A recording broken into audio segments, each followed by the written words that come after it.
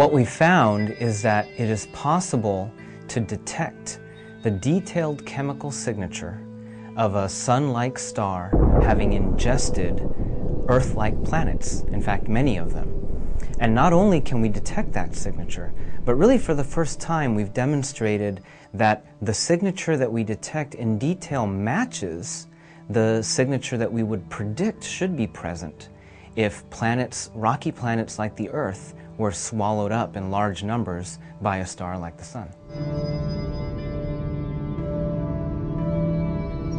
With respect to searching for Earth-like planets, one of the things that our work suggests is that what we might be able to do is to analyze the chemical imprint that we see in the light spectrum of a star in order to better predict whether that star is likely to even have rocky planets around it or whether it has already ingested them. At the same time, what our work suggests is that the broader question that we've been trying to answer for several decades now of how often do stars like the Sun form planets like the Earth? How common are Earth-like worlds around Sun-like stars?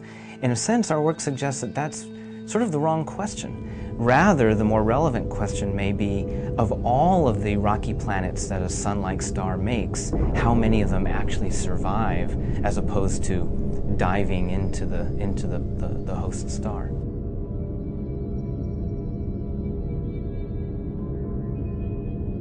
An important thing to understand is that while we have found in relative abundance what we call hot Jupiters, massive Jupiter-like planets orbiting very close to their host stars, we have found lots and lots of those. That tendency to find lots of such planets is at least in part driven by the fact that those are relatively easy planets to find. If you have a large planet orbiting close to its host star, that planet is going to tug on its host star more strongly. It's also more likely to pass directly in front of its host star so that we can detect it. And so we still don't have really robust statistics on whether those hot Jupiters are the rule or if they are in fact the exception, as is the case in our own solar system, where the massive planets, the big Jupiter-like planets, are safely far away from the inner regions of the solar system. But if it turns out that solar systems most of the time have their massive Jupiter stars in close to the host star, then that probably will indicate that rocky planets are less likely to survive the solar system formation process.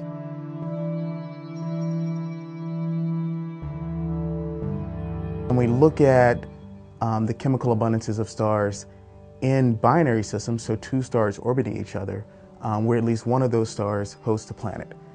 And the reason why binary stars was important is because since the two stars are binary, since they're orbiting each other, we know that they most likely form from the same material at the same time.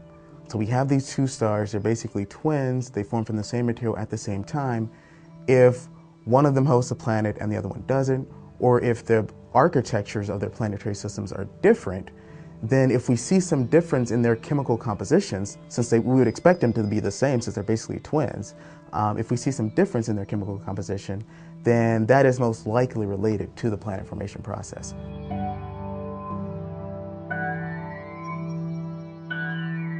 Currently, we think that the Sun accreted very little amount of rocky material.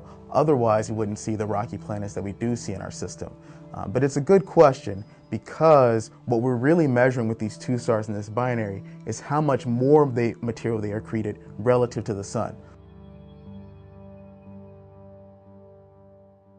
To form a Jupiter-like planet, you start out with a rocky core, and then once that rocky core gets large enough, it starts accreting a lot of gas from the surrounding disk. And so the more material, the more rocky material you have available, the faster you can get to that Jupiter size, because the faster you build up core, the faster it can start accreting a lot of gas.